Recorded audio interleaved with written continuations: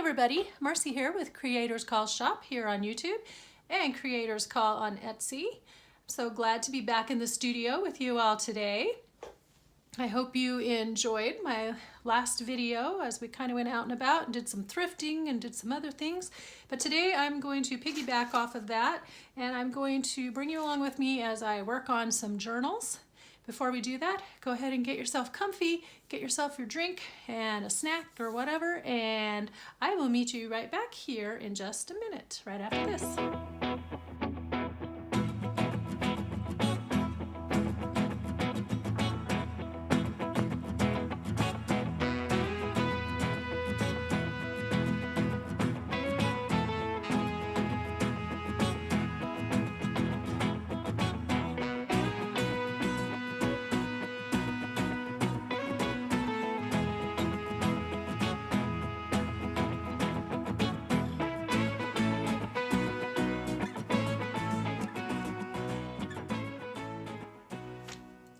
Today we are back at the craft table. I hope that you guys enjoyed my video from a couple weeks ago where I showed you how I redid this. It's nothing fancy, it's not a formal tutorial or anything, but I thought perhaps if you have something that you're trying to make over or make a little bit better, improve it for your workspace, that maybe it gave you some ideas. And I'm really happy to have this table ready to go, and this is the one that I usually worked off of for the longest time, and while it was gone, I just was really missing it, so I'm glad it's back. So that was 2 weeks ago, my craft table makeover, and then in last week's video, I talked to you about my journals that I'm going to be working on for fall. And at the end of the video, I asked you guys a question about whether or not you would like to see me work. I can film while I do the work, and then I can come back, speed up the playback, and do a voiceover. So now that I figured out voiceovers and I got that to work in the last video, I'm feeling a lot better about this idea. So that's what we're going to try today. It's still kind of an experiment, but if we like it, if it goes well, we're going to just keep doing it. So let me know down below what you think, or if you have improvements, suggestions, because this is all new to me. So, it's all by trial and error. And I just want to get better and also provide good videos that you guys are learning from and that you enjoy watching and want to come back and see more of. If you recall from the last video, I was showing you my journals that I had been working on, or that I plan to work on. And it started with this journal here, which I'm calling Give Us This Day. So I started this journal a couple of years ago, and it just kind of was not feeling right. It just wasn't coming together, and I didn't really know what was wrong, so I put it aside. And then last year I didn't really have time to work on a lot of things in the fall, so that puts us at this year. Then I told you that I had kind of dissected it a little bit and realized that this journal wants to be two different themes, that it had two different things going on and not the one that I thought it was. But looking back through the camera when I edited last week's video, it was very interesting, because sometimes the camera shows you something as you look through the lens that way that just sitting here at the table you don't see. And what I realized is that my second journal, yes, this one is going to be Give Us This Day, and I had that all figured out, but the second journal is not going to be pumpkins. No, because all of the elements that I was transferring from here into the second journal are too pretty. They don't match the style that I had in mind for the pumpkin one. And what I realized, what I was seeing, was the theme of leaves and fall leaves. And so what I have done now is I've changed what the theme of this one is going to be, and then I have reconfigured both of these so that they're more in keeping with what I had in mind. And that means, please don't laugh, this means the one with this book is actually going to be a third journal. And the reason for that is so that I can actually focus on the theme with the pumpkins in this journal, and it's going to be completely different.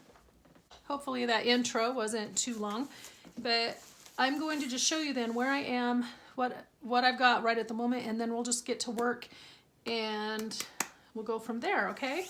So I had some time, I've reconfigured the pages, I've moved things around again, and here we go with Give Us This Day, still with this cover, keeps getting fuzzies on it, and I'm still gonna go with this doily.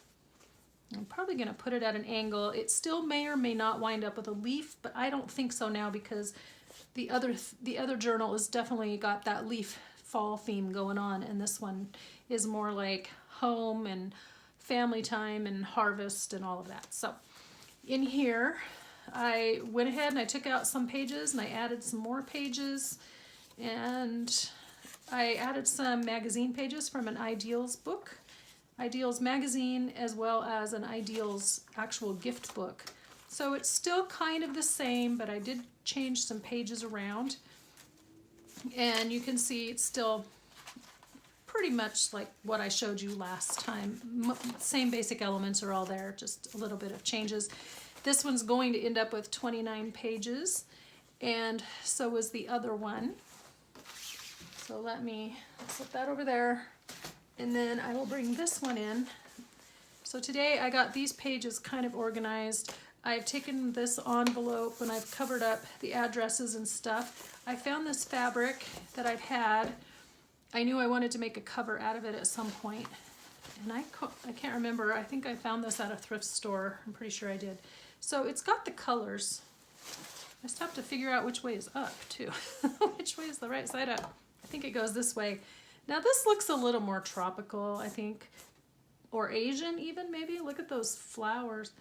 These flowers here, but I like the colors and it has the leaf theme, and I knew I wanted it to be a cover. So this one is going to have this fabric on the cover.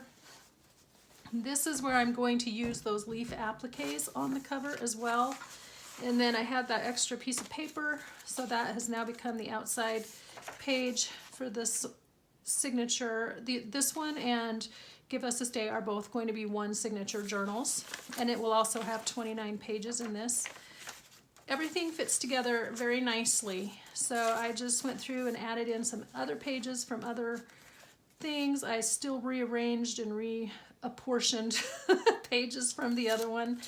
But now I'm very happy with how this looks. And as you can see, most of the elements in this one are still pretty. You know, they're very pretty. These are more lace and fabric and pretty. The pumpkin one, I wanted it to be more lighthearted and whimsical and childlike, and it's actually going to be more kind of like little boy themed. It could go boy or girl, but it's going to be more leaning towards kids and little boys because the pages that I have that I want to make pockets out of have little boys on them. So every once in a while, I just like to do a journal that is not all girlied up. So I've got this wrapping paper, and I'm going to be spraying this and fixing it to this writing paper on the inside. So I have a couple of sheets of those. That'll be one of my things I need to do here. And then I was going through more of my papers out in the garage and added a few of those in here and just kind of reassigned where everybody's gonna go. So that's where we are with that. And I will be working on all three of these journals in my next few videos.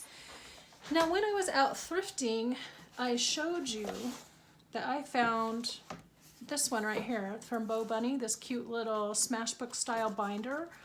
So I'm going to use some pages out of this. However, when I went back out the other day, I found this one, and this is the actual Smash book, Simple Stories Smash type album, or Snap, or whatever. Anyway, they're all kind of the same. They all have their same idea, but different names. So I'm going to use this one because of the red spine. I have one that's brown, but I don't think I want to use brown. I think I want the brighter colors to go with the pumpkins. And so this has similar elements in it, like the other binder over there. So what I'm going to do is take all the pages that I like out of both of those and just build it around like September, October, November, those 3 months, and then do the pumpkins and some plaids. And then I found some fabric when I was out. This was already pre-cut, and what sold me on buying it was this fabric right here. So it's got my color scheme with the oranges for the pumpkin and some navy blue and Some of these were kind of a denim fabric, so there's my denim element I wanted. So that's how that's going to come together. And then I was digging around in my drawers the other day. I found 2 mini albums that I started and never finished. So I'm going to probably be converting those into junk journals in the near future. And they'll just be very simple, not super fancy, but I can't believe I started them and never finished them. So I guess maybe I should, because that's what I keep telling you guys, right? But I completely forgot about them. And I also found these in there. So this has some other cute elements. So I think this will be fun. This one's going to have more pages because it is going to be more of a binder style.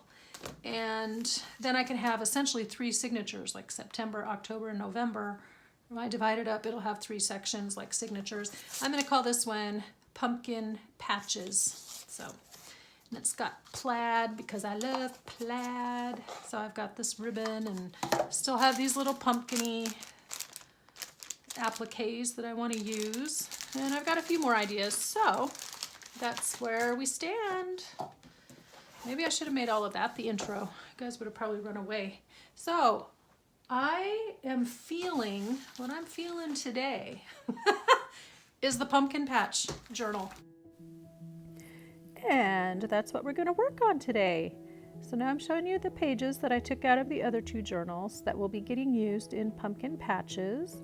Some book pages, some music, some recipe pages. There was a wallpaper piece in there, scrapbook papers. And then I have a scrapbook page here that I had already doctored up. Here you go. I like the design for this journal, but I don't like the sack inside because it's too pretty. It does not match the style, and I can't tell. See the lace? The lace makes it a no bueno.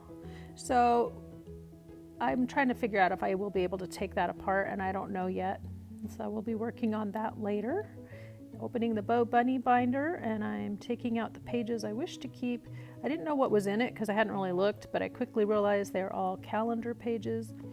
So I get to the 3 months that I want, which are September, October, and November. Taking those out, setting everything else aside. The next thing I grab is this photo album. This is a photo sleeve from an album that I disassembled and kind of doctored it up so it was a little more strong. So one of those will go in here. Now I'm going to look through the Simple Stories binder, and it has these pages here. They're a nice cardstock weight.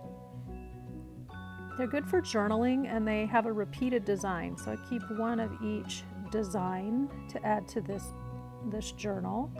And then I quickly realized that it's better to take out the ones that I don't want and keep the ones I do. There's that index divider page there that I keep. This one I'm undecided. I'm still not sure if it's going to wind up in the journal. I use it later as a template, which you will see. And now taking out the months of the year that I do not want and getting down to the 3 that I do. This is such cute paper, really cute designs. I think it'll go very nicely with the theme that I have going on and the style that I want. And then there are some extra of those tabbed index pages. So I don't know if I will use them for sure, but for now they get set aside. Now I'm going to measure these 2 pages, and through the magic of editing, I do all that and write it on a sticky and come back, and you don't have to waste time watching me fiddle around with all of that. But that's for cutting my dimensions on my pages later. Going through the October afternoon pack, I like the packaging. I like that grid design. So he goes into the pile because it might become a pocket or something later. We'll see. I like that page. This one, I kind of like the clouds, but I wasn't sure. Then I decided no clouds. And this one was just cute on the back, but because of the butterflies, that's a little too frou-frou for this journal. That one makes the cut. I like the trees and the fall kind of school theme on that one. And then let's see, I look through these tabbed pages. I like the colors, especially this blue one, but I don't like that the tab is at the very bottom of the page, so I trade him out for the green. Setting those aside. Let's see, what do we got? The CD packs. So the 2 packages I bought at you saw in last week's video that I picked up that were for CD organizing, and I have taken those out of their packaging and put them together. Now I'm trying to see if any of these will kind of go with the theme. I like that one with that denim look. I like the green and yellow because it looks like corn stalks in the field. And everybody else gets set aside. I did keep one of the plastic cover pages too. I don't know for sure if I'll use it, but I have it out. Now I'm folding it up just to check dimensions and matching it against the rings, and we will have to adjust those holes. And I will show you in another video how to do that. And now I'm getting ready to cut the pages out of this little book. All right, I'm just removing the pages from this book very carefully, using my old X-Acto knife still because it was handy and quick and I was in a hurry. Didn't want to take time to find wherever I put the new one. The pages come out very nicely. Yay! And then I start pulling them apart because I was thinking, oh yeah, I need to trim these, and then stop myself because I can trim them all at once with my trimmer. So I do that very quickly. Now I'm going to just start cutting down the pages for the binder. At first I start by measuring this, and then because I want all of the lines and some of the top, I decide instead to measure it using the template page and just mark the lines. Depending on what it is I'm trimming and how I want it to line up, sometimes I just measure by the markings on the ruler, or I will lay the template over it to see where everything lines up. Now I'm just trimming it to fit, and then I'm going to turn it around and trim the fold line right there where it came out of the composition book, and then that makes it into 2 pages. So it will go very nicely into the binder. Trimming down the hem sheet, and I'm doing essentially the same process, laying the template on top to see how everything is going to lay underneath it. And then on this one I don't really need to mark because there's not much trimming that I need to do. I was really trying to measure the bottom. Where does it fall at the bottom of the page? And then I can just measure using the cutting board. And there's the wallpaper. I was undecided at first if I wanted to keep it whole or not, but since it's a ring binder, I'm just gonna cut it in half.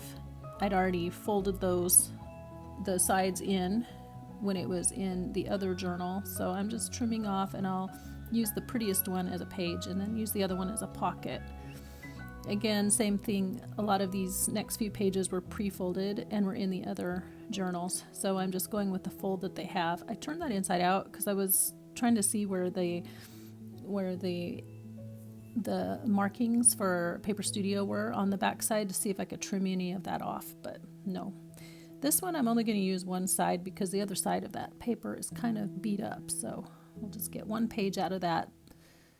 And since these are all 8.5 by 11 and our height measurement is 8 3/8, we only need to cut off about 1/8 of an inch on all of these papers that are the standard 8.5 by 11. As you can see, I go with half of this paper and cut off the sack, and then because I want to fold it up, make kind of like a pocket, but I didn't want to go over and get my scoreboard out, I just used the edge of the cutter to make a crease and then fold it there.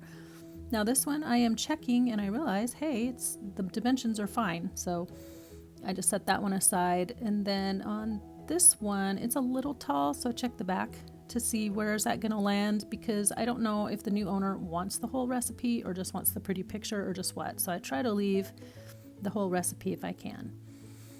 On this book page, I'm cutting off the edge that's all jagged. And then there's a little room at the bottom I can trim, I think. Maybe not. Oh, yes. Sorry, I can't remember. Yeah, I'm trying to see, can I keep the book page number? That's always fun. If not, that's no big deal, but it's just nice to see where everything lines up using the template.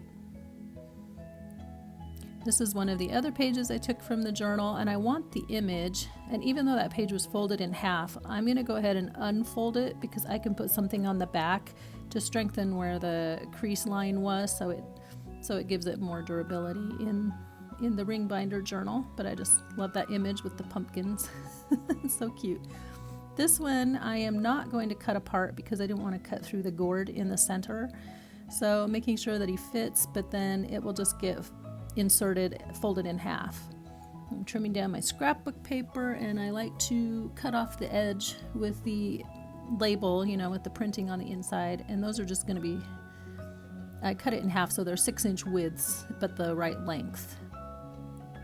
Now I'm switching over, looking through some books to find some pages that will go. This is one of those that I found in my recent thrifting trip. I just love it. All these pictures are so beautiful. I'm looking to see if there's any recipes or stories or anything that specifically say pumpkin or fall or something. And I'm checking to see, is it divided into signatures or is it glued in there? It has signatures, so when I find the pages I want, please excuse my head in some of these shots. I'm kind of myopic, so I have to, I had to get to where I could see. I'm just checking to find the pages that I want. I really like that little image. And then, let's see, we're going to flip back. We're going to find the pecan pie recipe.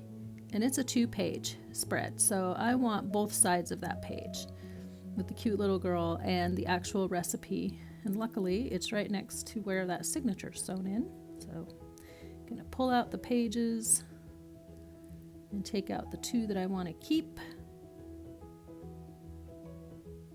Tearing carefully so I don't end up with an ugly rip.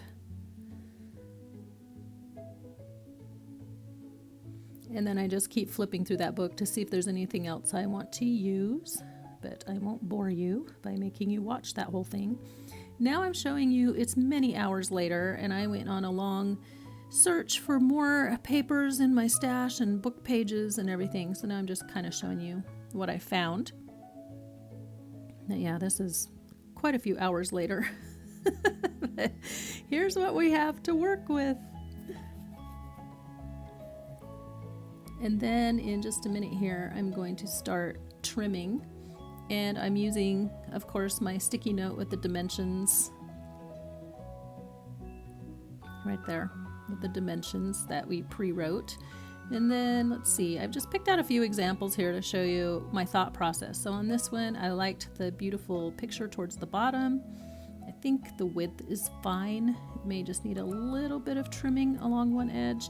You just have to think about where are the holes going to line up and how do you want the image to look on the page.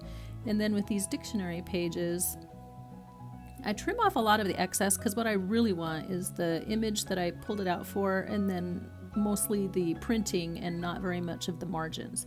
So I trimmed down all 3 of these dictionary pages to fit the way that I want them to look and just to show the printing. And I only show you one example because you don't need to watch 3 times the same thing, right? This one, this is also from a children's workbook, and I'm trimming it down so the pumpkins in the bottom corner are what is the primary focus. I think it still gives, you can still tell what the page is, but the pumpkins are the focus there. This is from an old children's coloring book, and I'm trimming off the jar at the bottom. And I use the whole image because I really like that jar. It's going to go in another journal one day. The jacket and the pumpkin are very fallish pumpkin patch themed. So that one goes in the pile. Looks like I need a little more trimming there. Okay. Guess he wasn't quite narrow enough. And he matches the template, so that's good. Now this one, I'm trying to decide because I want the 3 pumpkin heads on the bottom, so I trim that to fit. Now here I am trying to line up the page image because I want more of the leaves and less of the trunk, but I still want the image centered. And so I just kind of have to trim a little off of the top and the bottom to get that to look exactly how I want, so that you're primarily looking up through the top branches of that tree. And happily the scripture on the back side is mostly intact. Same thing here. If I'm trimming on the front, what am I cutting off the back? Does it have anything pretty that I'm also trying to work around? And here I'm just trying to center it around the wagon wheel, the pumpkins on the ground, and the pumpkins on the back. So I'm trimming off the edge for the width. And later I have a plan for those strips, which I will show you in the next video. So I'm just trying to decide how can I still get the essence of what's in the picture and not lose too much, so it looks right. So I'm kind of giving myself a visual there. I can still see there's pumpkins on top of the wagon and pumpkins down below. So I'm happy with how I trimmed that. This one, I lay the template over the top, and I really love this profile of this little child. with the black against the orange sunset. However, I didn't really want to lose that edge of the pumpkin down there, and I do stop and mark it. Then I realize actually I can cut a little off the left edge because there is some empty space there, and then I don't have to lose all of the pumpkin. So then I go back and erase my mark because now I'm just going to use my board to measure the width. So 6 3/4 by 8 3/8. I'm going to take a little off the top first. Oops, bumped the camera, sorry. A little off the top first so that, again, I have the whole image of that child trying to grab the apple with this little pumpkin. It's so cute. And there we go. And then on the back, excuse me, on the back, just pictures of somebody cutting apples or something. So I'm just repeating this process here in the next couple. Basically, which part of the image do I want to keep? What is it that I want everyone to focus on, or what do I want the new owner to see as the main point? Of course, it's the pumpkin, so I trim off a lot of the excess, and I like that the Indian corn is still visible on the back. And then on this one, I'm trying to figure out where to trim it, because of course I want the pumpkins, but I also like those apples in the basket, and I'm trying to figure out where to trim it so that I still get the idea of the apples being there, but I'm not sure I can save that image. So I start by trimming on the bottom along those gourds, and then it just barely makes it so you get the hint of apples in that basket, but you don't actually see all the apples, so I'm happy with that. Then we're just going to trim down some of these blank papers so that they fit just right. On this one, because it is writing space, and I always like it to have a definite top and the bottom. That's just me. I like it to say, hey, this is the top of the page, and that's the bottom of the page. So I turn it around and trim the excess off the bottom so that you have that margin at the top that says, this is the top of your writing space. This paper is a little bit oversized, so I just trim it at the 6-inch mark, so we have it a little bit narrower, but then we have the same length. So that was kind of an art paper, and then finishing up with the scrapbook papers and things. Now I'm showing you my finished pile. After everything's been trimmed, we're gonna do some hole punching. So again, I used my template, this extra page here, for where to line up the holes, and just kind of think through again, like on this one, where do I want the flap to be? Do I want it to be looking at me as I thumb through, or on the back side of the page? I like to have interest. I like to have color and pattern as much as possible on both sides of the page. When you're thumbing through the book, I think it should be as interesting to look through it from back to front as front to back. So that's just where my mind is. These two I line up with the template and realize somehow that one got a little long. I don't know how that happened, even though I measured it. So I'm marking where it needs to be trimmed. I set it aside. I'll catch him later. Then I keep going through this stack of scrapbook papers and things and punching holes.